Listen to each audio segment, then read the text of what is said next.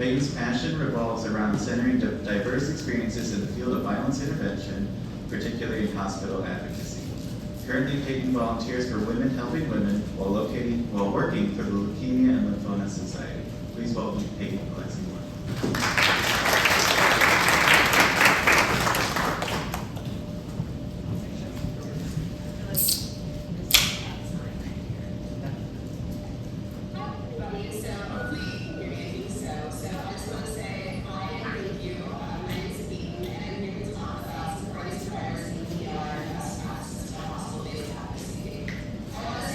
Sorry for not being here in person. I unfortunately had a family emergency come up that prohibited me from being able to attend in person.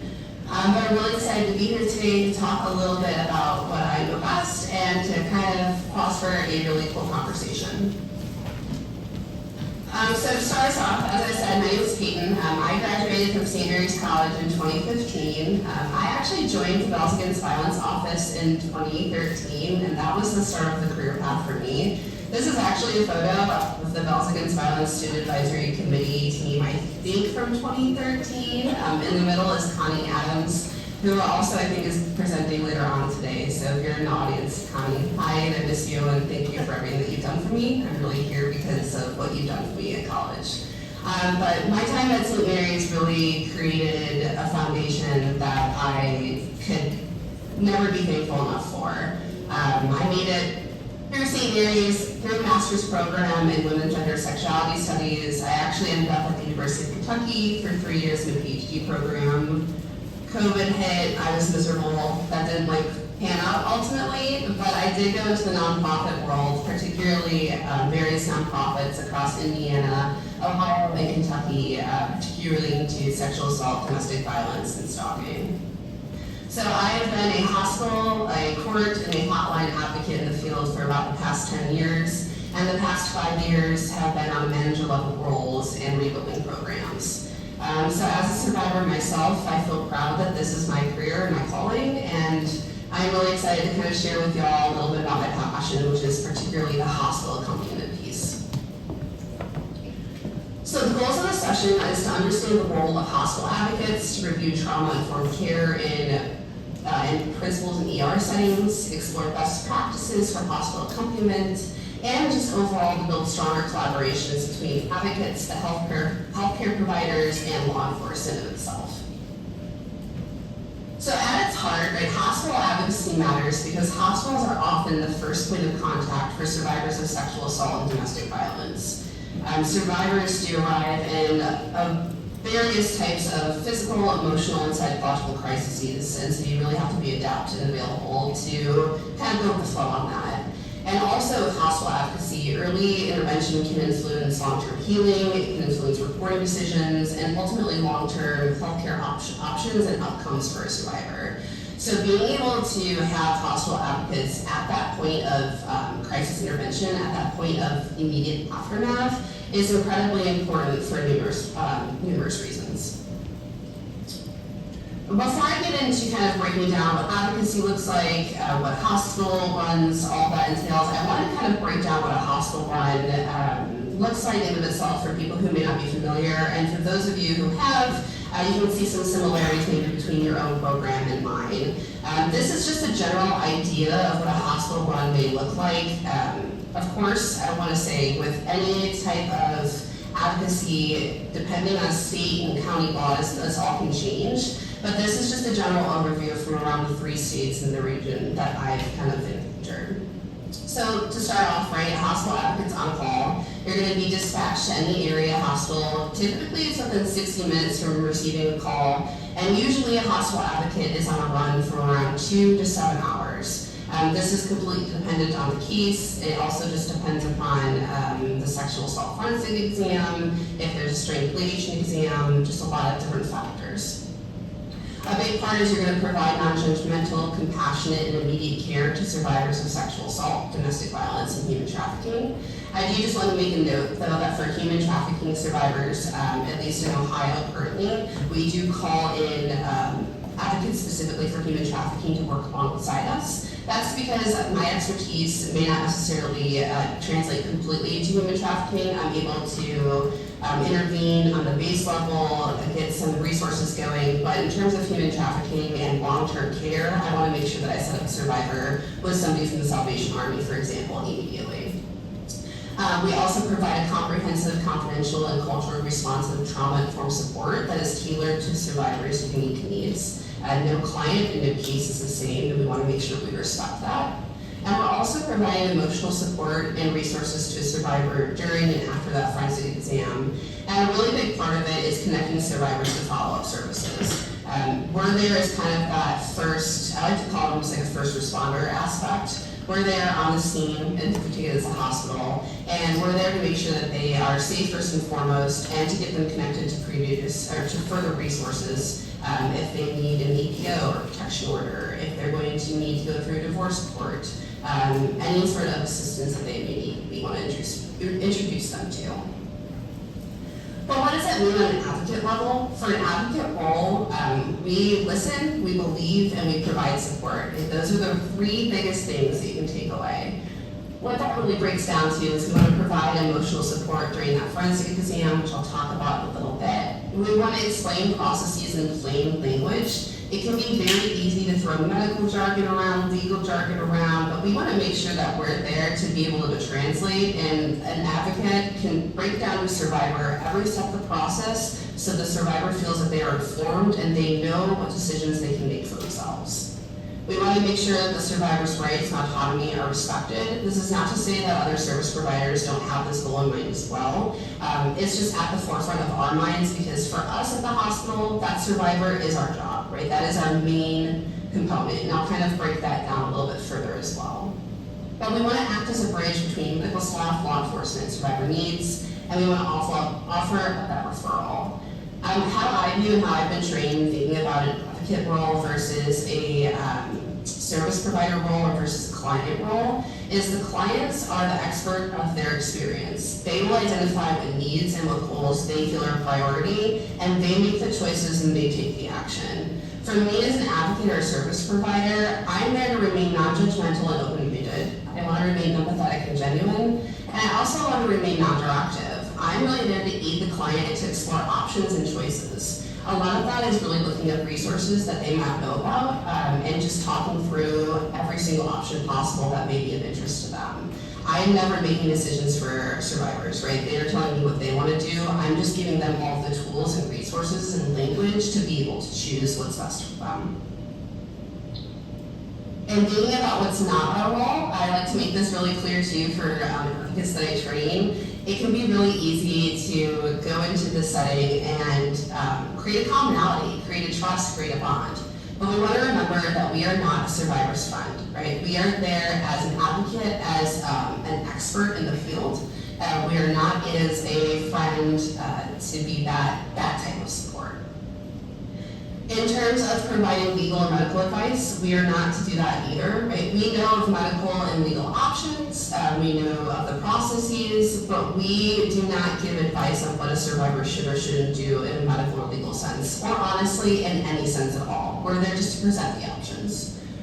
We will never tell a survivor whether to report or not, and that's a big one with training new advocates, making sure that they understand while your personal opinions or feelings about a case or about a client, whether they report or not, that's your personal feelings, right? We have to follow a survivor and their lead. And we're not there to investigate, we're not there to ask questions in and of itself as well, but we are there to be a resource provider, and we're there to be that first step. And we are also not the ultimate solution or source for any situation. And that's a really big point I think I like to make, not only to survivors, but also to medical and legal providers. It's really natural, it's understandable that they may want to lean on us, but to be fair to our advocates, right, we are not the ultimate solution and source for every single situation. When I talk about crisis intervention, I just wanted to briefly define it really quickly. Crisis intervention is really about meeting survivors in their most vulnerable moments. These are about methods used to offer that immediate short-term help to individuals who experience an event that produces emotional, mental, physical, or behavioral stress. I really want to kind of highlight here that short-term help, that's ultimately what hospital advocates are doing is that short-term crisis intervention experience. Where the long-term part of it comes in is the resources and referrals we make. For example, when I was a hospital manager at Women Helping Women, my advocates were the ones who were referring clients to me, and then I was the one who was doing all of the follow-up care. So there's always follow-up care involved. It's just typically most hospital advocates are only for that short-term, immediate part at the hospital. Looking at it all in terms of what it looks like at the hospital for teams, I want to mention the SART. Specifically, this is for sexual assault, but you do see specific ones for DV as well, or they're now combined with a lot of dual programs. But a sexual assault response team is a multidisciplinary team that's dedicated to working together to respond to reports of sexual assault and domestic violence. Basically, this team includes healthcare providers, advocates like ourselves, law enforcement, prosecutor's office, basically anybody who's servicing the immediate needs of the survivor, which is like medical care, legal care, support, and safety. It's really important that as advocates we kind of understand this umbrella of this team, because each team member has a different understanding and responsibility of their roles, right? We want to understand our role and what we feel, and then law enforcement and medical staff. I say this because a colleague of mine that I trained with noted in one of the trainings that we did together that law enforcement folks have to protect the rights of the alleged perpetrator, right? That is one of their roles in this, as well as that SART team, is they come in and they are to protect the rights of the alleged perpetrator as well. And honestly, this was way back in the day, I hadn't really thought about it, but it's true, right? Legal protections for the accused exist and have to be upheld by law enforcement. But that's not something that we as advocates in the hospital space necessarily think about. But, right, if we're working with law enforcement, working with the medical staff, it's important to understand everyone's roles and how we can kind of collaborate and work together. So when you're in that hospital setting, right, we have that short-term team that's SART, we have law enforcement. Their role is to ensure the safety. They're conducting an investigation. They're apprehending the perpetrator. They're collecting evidence. They're doing that interview. And part of it, right, is to protect the rights of the offender under the court of law. For a sexual assault nurse examiner, they are trained nurse advocates who go through an incredible amount of extra training. They are phenomenal people to really assist survivors through that sexual assault forensic exam. But they're there to do that medical exam. They're there to diagnose and to treat the patient, and they are there to collect evidence from the crime scene, to be frank, which is the body of the survivor.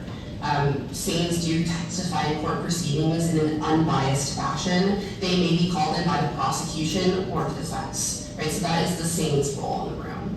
And then, as I said, law enforcement, right? They sometimes come in at the hospital to take that initial report, so that's their role.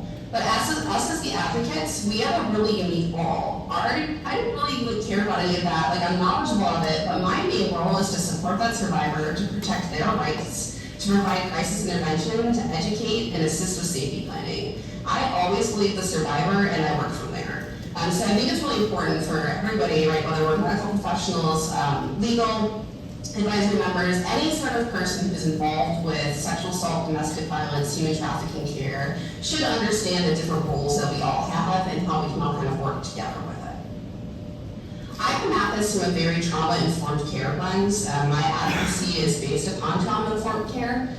And what it is, it's an approach that recognizes the widespread impact of trauma, and it prioritizes physical, emotional, and psychological safety for survivors. And that's kind of why that SART team is important as well. It's based upon trauma-informed care, is because we are ultimately aiding to avoid re-traumatization, and we're empowering individuals in their healing journey. So this model is really grounded in understanding how trauma affects the brain, the body, and the behavior of it all. It takes a strengths-based approach for those who maybe are a little bit more in the social work realm, and it really switches the question of like, what's wrong with you to what's happened to you and how can I assist? With thinking of trauma-informed care and core principles of hospital advocacy, these are just some like high values we have in the hospital realm. For safety, right, we're having advocates focus on emotional as well as physical safety. We're really trying to help build that trust. We want to have survivors have clear expectation of services. We want to maintain those appropriate boundaries. We want to be consistent. We want to be trustworthy. And we want to hold their story and information confidential. We always want to advocate for choice. We are always prioritizing survivor choice and decision making. When I get to a hospital, I am knocking on the door and asking if I can come in that room every single time. Before I sit down after I introduce myself to a survivor, I am asking if I can take a seat. I am always being conscious of where my body is at and what I can do and how I can ask and give them more choice. And we'll get into kind of body language in a little bit. But also think about empowerment. I want to help identify their strengths, prioritize building those skills that promote that healing and growth. Even in that short time that I'm there with them, it's critical that we kind of get in there and try to do the most good possible to create some really good building blocks for that survivor as they move forward. And also we're looking at cultural competence, right? We want to make sure our advocates are sensitive to the role of culture and lived experience and healing roots and decision making. We're looking at trauma-informed care and practice, essentially with supporting survivors of sexual assault and domestic violence.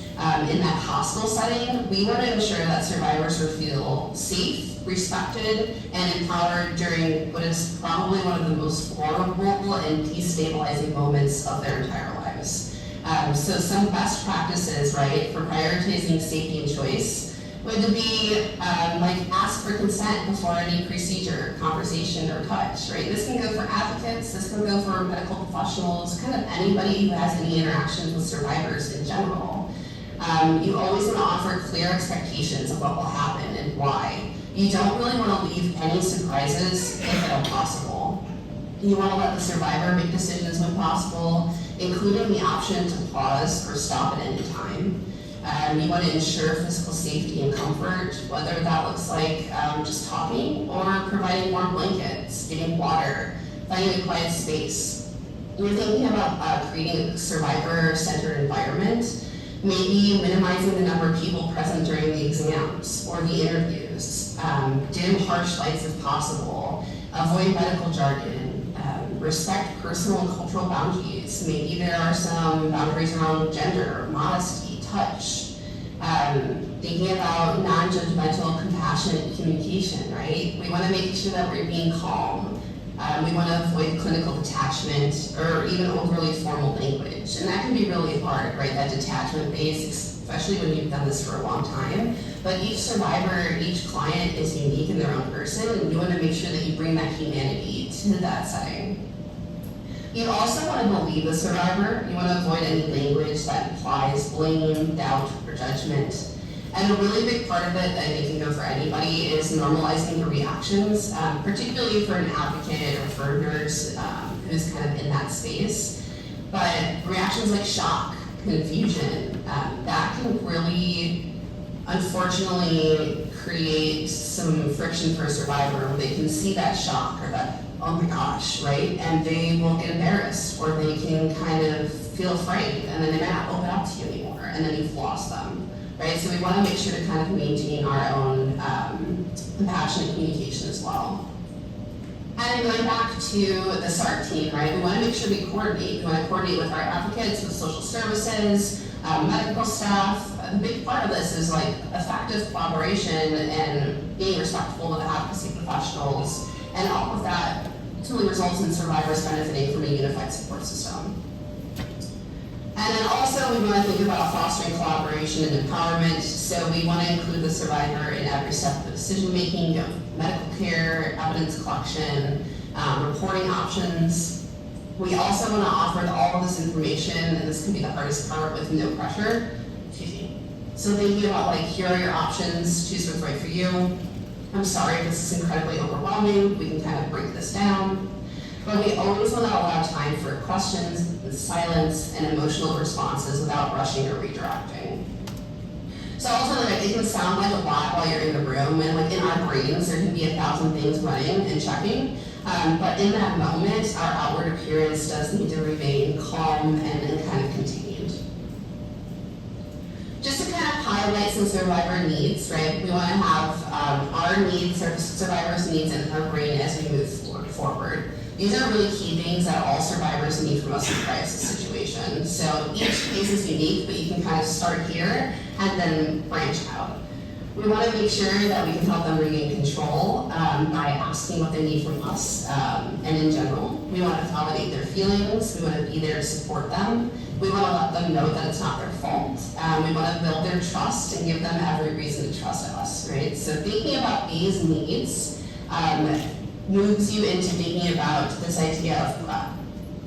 So when intervening in the crisis, it's really important to check in with ourselves. And again, I think this is a great tool for not even people who are just at the hospitals, but for people who are in any type of role helping anybody who may disclose something of any type, right? When intervening in any type of crisis situation, it's really important to check in. We want to make sure what we are feeling about this situation is checked in at the door.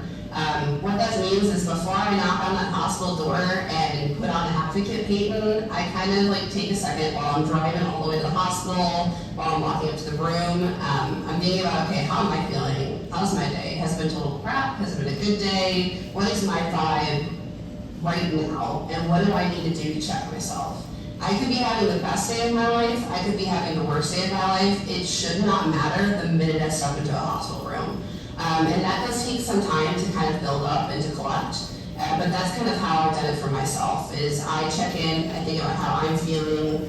I kind of, if I have to listen to a song, if I have to think happy thoughts, whatever I have to do to kind of get myself centered and ready to be Advocate Payton is what I do.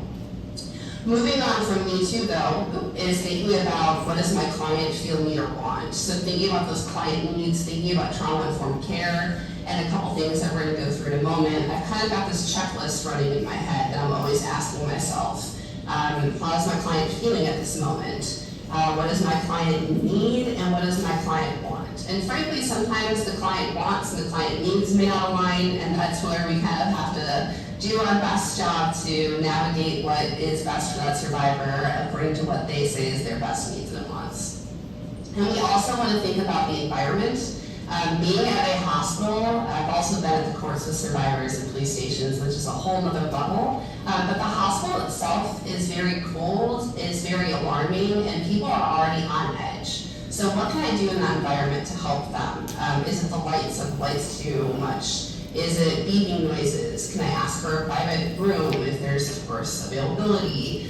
Is it too cold? Are there blankets? Like, how can I assist? Is it that their perpetrator is out in the lobby and safety and the environmental safety is important to them, right? That's what we have to focus on first. And then ultimately, right, that links to best of like how I can best respond.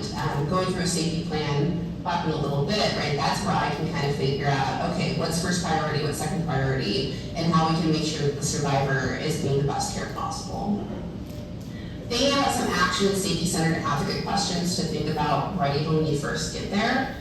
How does the survivor refer to themselves?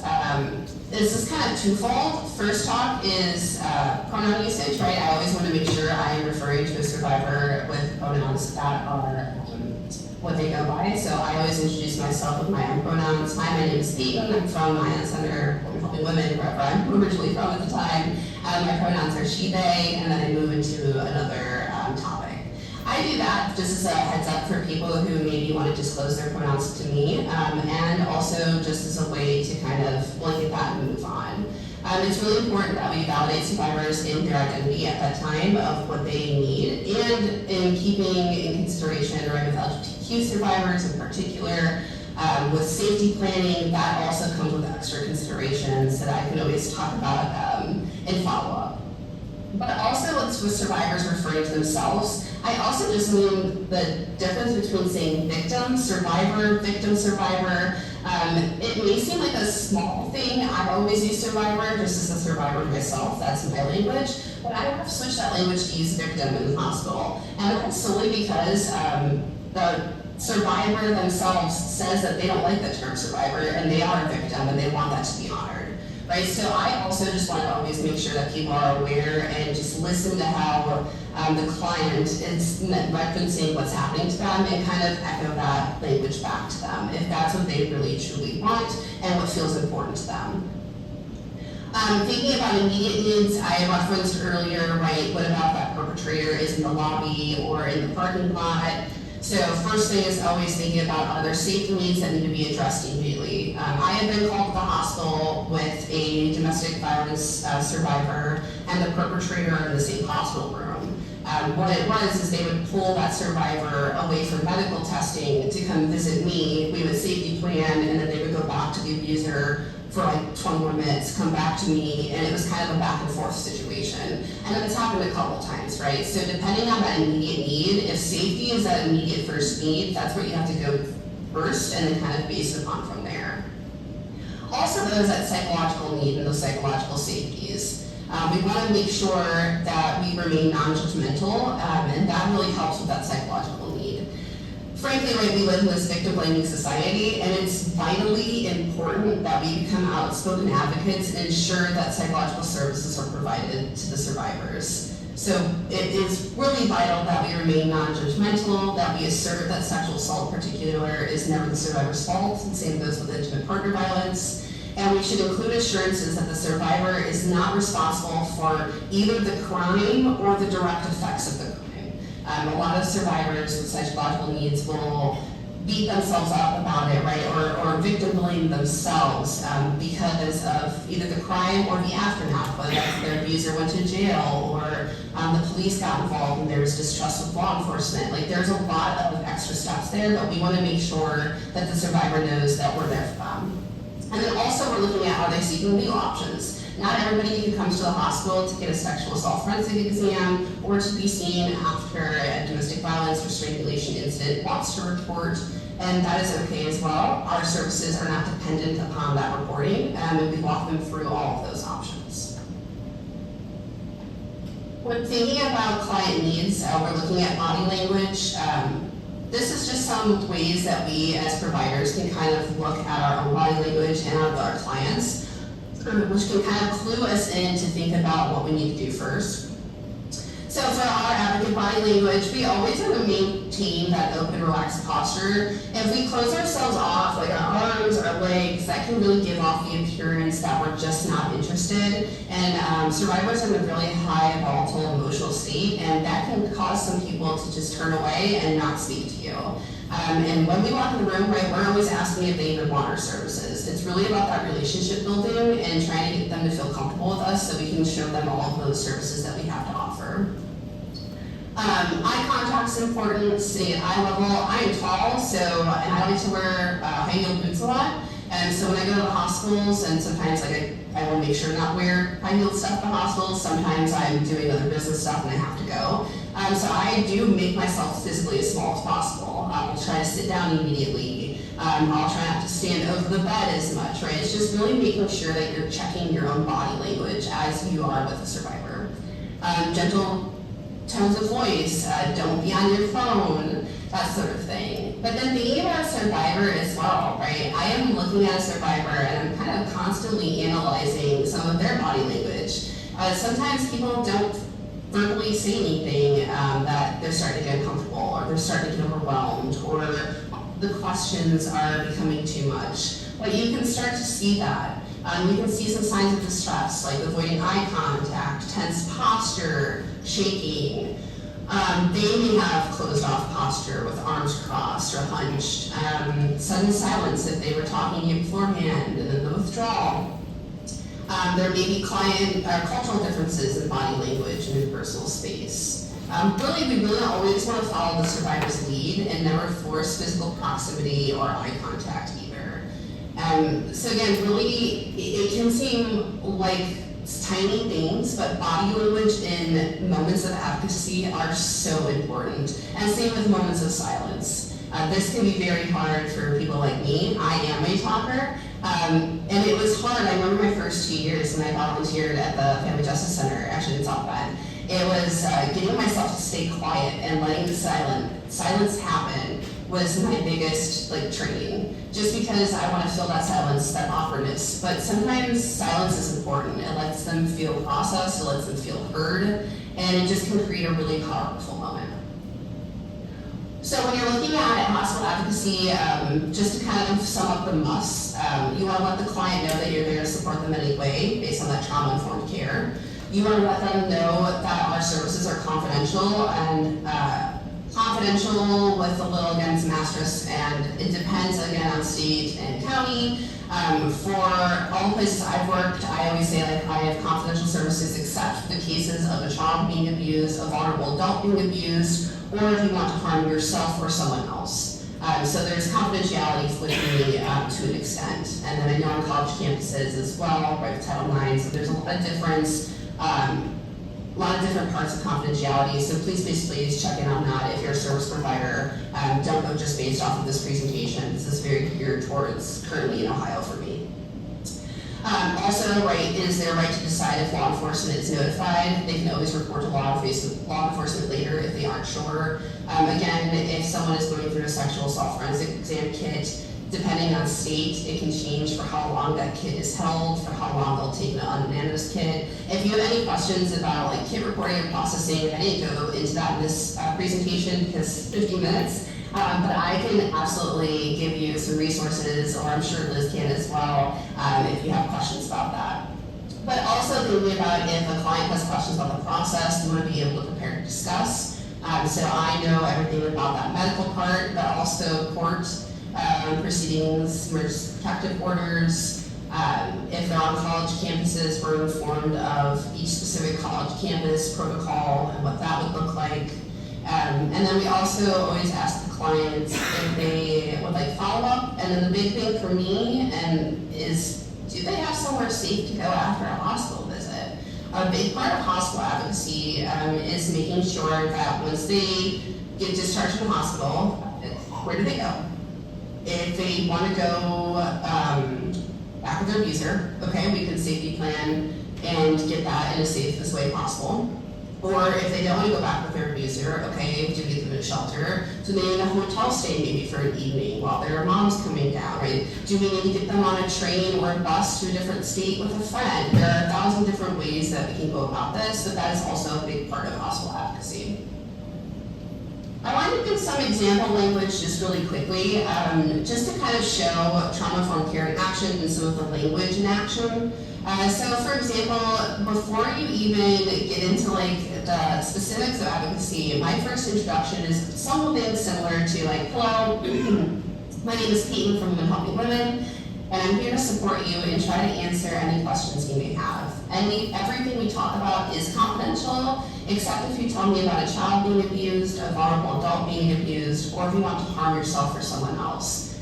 Do you understand what I have just shared with you? This is typically some form of this is my first or second sentence after I introduce myself.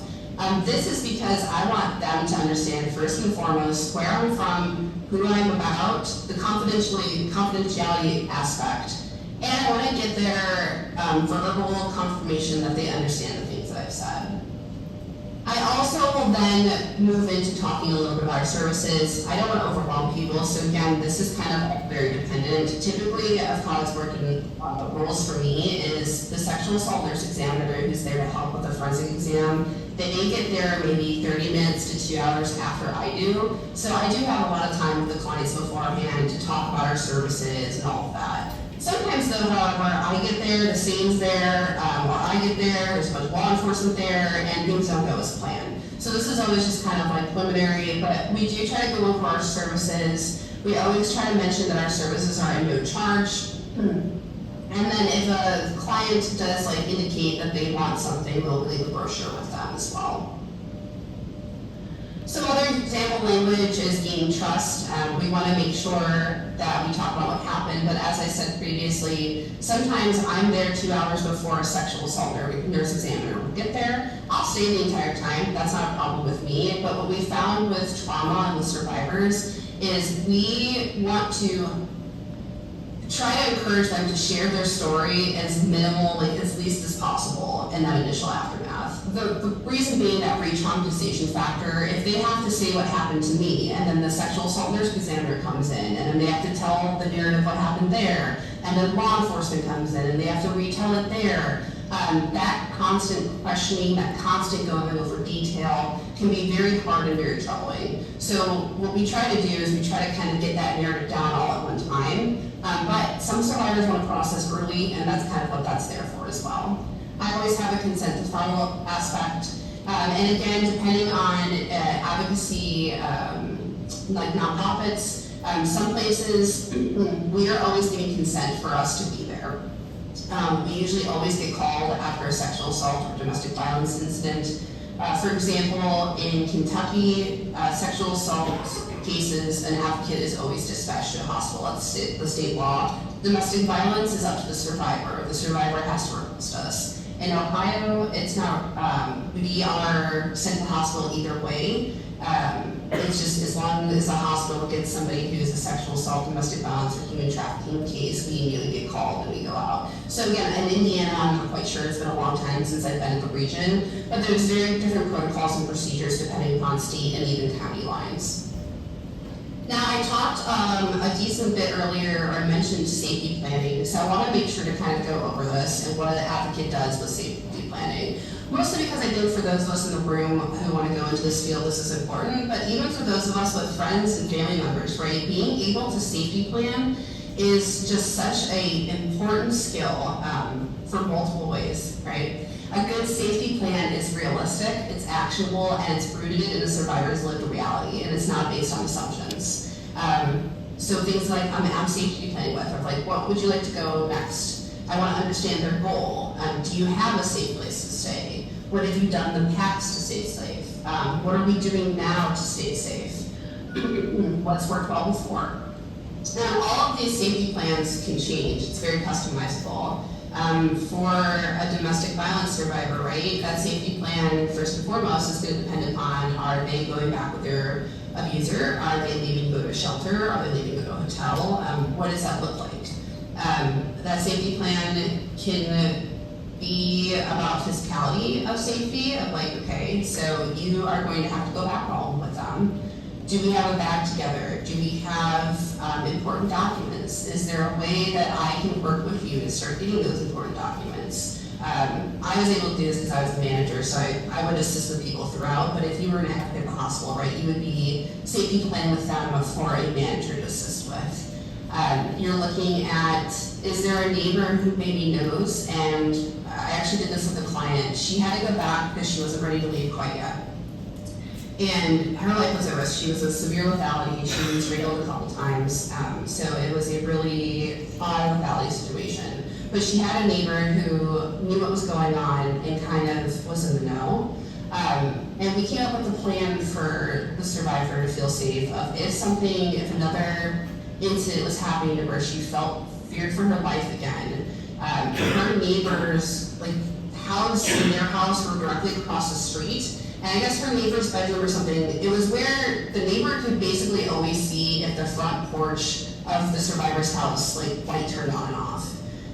So we came up with a system where the survivor would flick it on and off if, like, that neighbor needed to call the cops or needed to, like, come over as a distraction or something like that. And, like, thankfully, like, I do have a good story and, like, good ending to that one. Like, it did ultimately, they had to do it a couple times, but between me and the neighbor, like, we ultimately ended up getting her out of there, right? So that's an example of a safety plan. It can be really small, maybe weird things, but listening to a survivor and hearing, okay, you have a neighbor who sees directly there, okay, we can try to figure this out. Same with if they are looking for custody situations, divorce proceedings, emergency protective orders. These are all options for survivors. Same with survivors of sexual assault. Was this a workplace or school incident? Do we need to safety plan with that aspect? Do we need to get them connected to resources?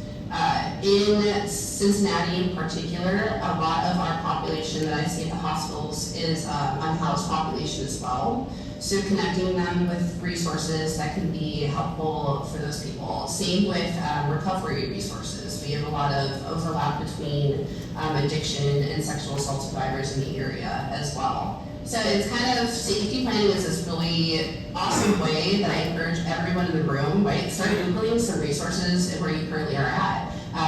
Do you have a homeless shelter? You do. I volunteered there, right? You have the Family Justice Center in South Bend to help with your family crisis counseling centers. Like, there are many amazing opportunities in your community.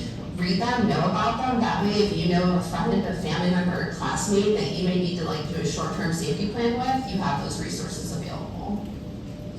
Now, I mentioned a couple times, I want to try, I know we're running out of time really briefly, so I just wanted to briefly go over the forensic exam. I mentioned this a couple of times. For advocates, we're there for that forensic exam up to certain points of a survivor's comfortability. I have been in that survivor's exam room from start to finish through the genital exam and all. I've been at the front of the bed holding their hand. If they've asked, I've made jokes because they just wanted distractions. I've talked reality TV.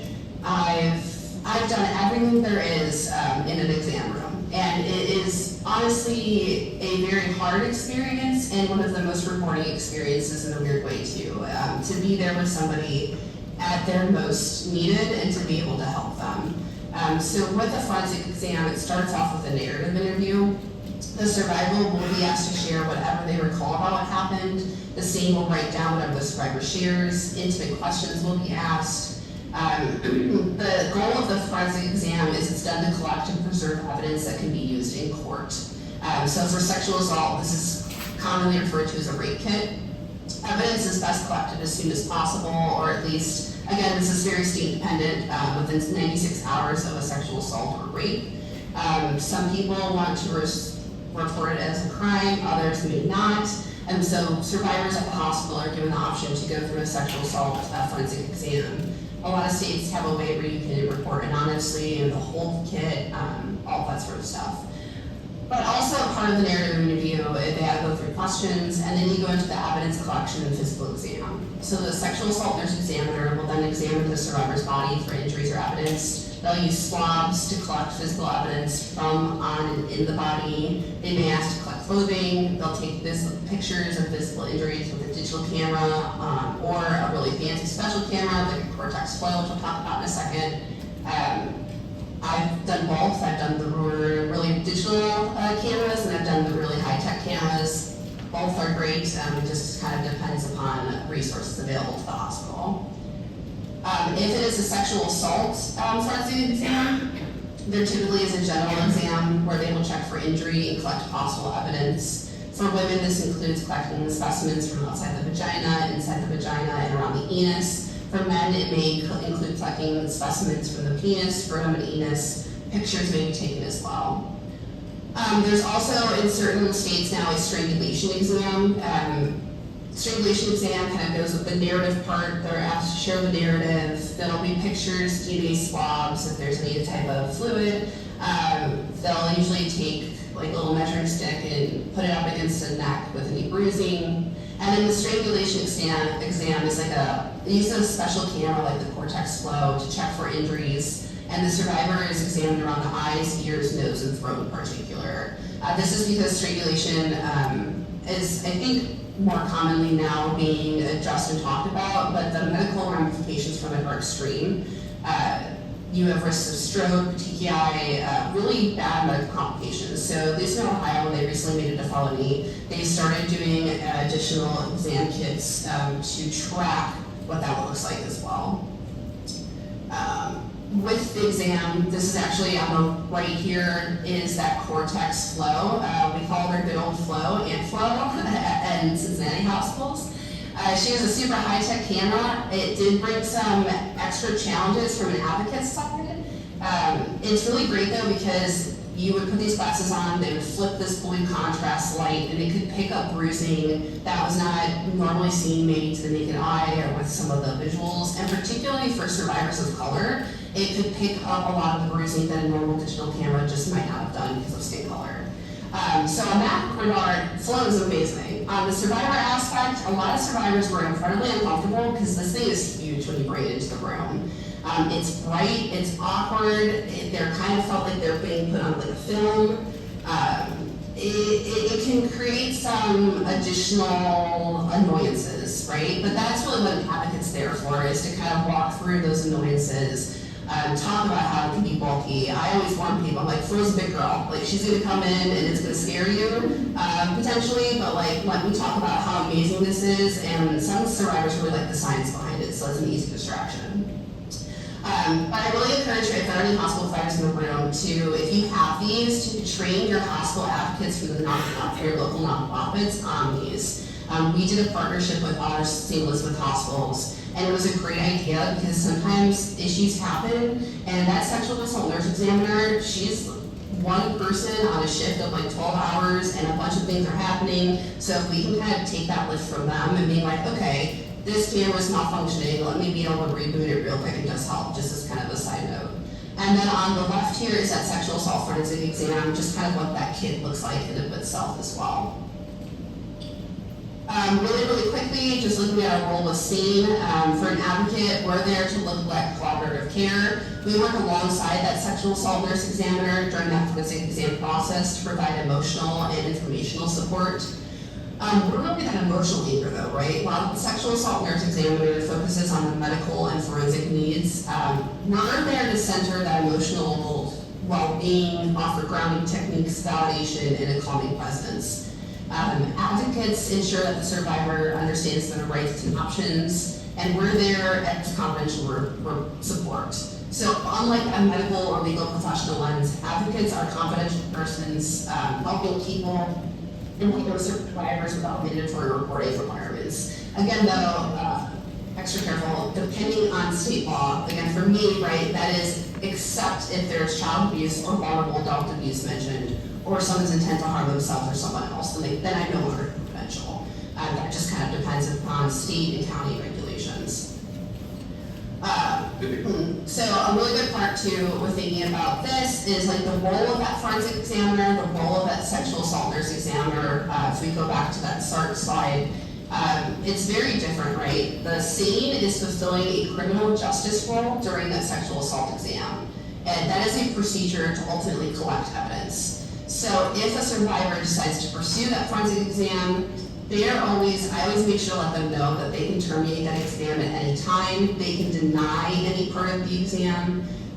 For example, in Kentucky, they offer to pull hair from the root for DNA collection. And a lot of our survivors decline that because we can get them DNA swabs. We don't need their DNA from the root. So just an example, right? They're allowed to decline it. We always let them know they can terminate it. If they start going through the exam and they don't want to go through it anymore, that's okay. We can totally close it. Most survivors, all states, I feel like, I can't say this with certainty, but most states do not bill survivors for the exam itself. It's called the Victims' Crime Compensation Act. So if they receive a bill for the exam, they should contact the advocate, right? That's kind of what we're there for. So the SANE is there to collect that evidence. We're there to kind of take care of the survivor with all the additional steps. Likewise with law enforcement, I know I haven't mentioned this too much, but as an advocate, I do interact with law enforcement quite a lot at the hospital. Typically, at least from my experiences with Cincinnati and Ohio, law enforcement do come to the hospital if the survivor is choosing to report to law enforcement at the time, whether it's for sexual assault or domestic violence. What happens is, depending upon what, it's usually an officer will come, take a statement, get some clarifying questions, make a report, and then a detective will reach out later with the survivor and kind of go from there. So you do often see law enforcement at the hospitals. With that, I always like to mention, we have a survivor-centered advocacy. So we prioritize the survivor's autonomy and comfort during any interaction with law enforcement. Excuse me, my throat. And I just like to say this because there is a lot of cultural anxiety around law enforcement, and we're always trying to bridge the gaps between that, but that is something that we want to consider. We also want to bridge between systems, so while law enforcement may need to gather information or evidence, we're there to help ensure survivors aren't re-traumatized in the process. This is again just going back to knowing different roles. I've had to gently correct officers before, and it's not that they are mean-intentioned or ill-intentioned whatsoever. They have questions they need to ask. It's just the way in which they ask them sometimes can be not super trauma-informed, and it's just about how to ask them differently. Also, we're just looking at supporting during interviews. If the survivor consents, we can remain present during police questioning, and we're also there for some trauma-informed collaboration. Advocates often work behind the scenes to encourage trauma-informed approaches from responding officers, fostering a more compassionate environment. That's ultimately what the goal is in my brain and for a survivor, is how can we all work together to make this as seamless as possible for them. law enforcement is there to do a job. We work in tandem with law enforcement and with medical staff, and we're ultimately there, right, to help the survivor. It's just everyone's jobs are a little bit different, and I might be biased because my job I feel like is honestly the best because, right, our job is to believe the survivor. Our job is to be the voice for them when they cannot speak for themselves because of fear or exhaustion or trauma. And everyone there is to do a job, but I feel like we can really be that voice for them. And with that, though, right, we have to focus on ourselves. So advocacy is incredibly emotionally intense. Debrief regularly with supervisors, trusted peers after difficult calls if you are an advocate. Set boundaries if you're an advocate, whether you're volunteer or paid. You're not on call 24/7. Work-life balance, volunteer life balance is incredibly important. Check in with yourself. Notice your mood changes, sleep, energy levels, replenish your well, right? Prioritize your sleep and movement. Use resources if you have EAPs at work, therapies, burnout prevention, and celebrate your wins, right? Recognize the impact you've made, even the quiet wins. I want you to remember that your presence really makes a difference, and so does your wellness. I currently work for the Leukemia Lymphoma Society as a campaign manager. I absolutely love my job. It is phenomenal, but it is not this field. I am now in a volunteer position in this field for a bit. And that's honestly because I did not do some of those self-care routines, and I burnt out pretty hard. I had to take a pretty decent break. I took, I think, 6 months off from a hospital call, and I'm just now started recently going back into the hospital, right? So really think about for yourself and for your survivors of how you can take care of yourself. And ultimately, the why of all of this is because surviving the system should not be harder than surviving the assault. So I know I threw a lot of information at everybody. I did have more intentions of making this interactive, but being virtual, it kind of stunted that a little bit. But if you have any questions at all, please feel free to connect through my email. You can find me on LinkedIn or Facebook as well. And yeah, I don't know if Lisa has any questions. You can go ahead and microphone or put them in chat. But thank you all so much. It was great speaking to all of you. And please reach out if you have any questions or just want to chat.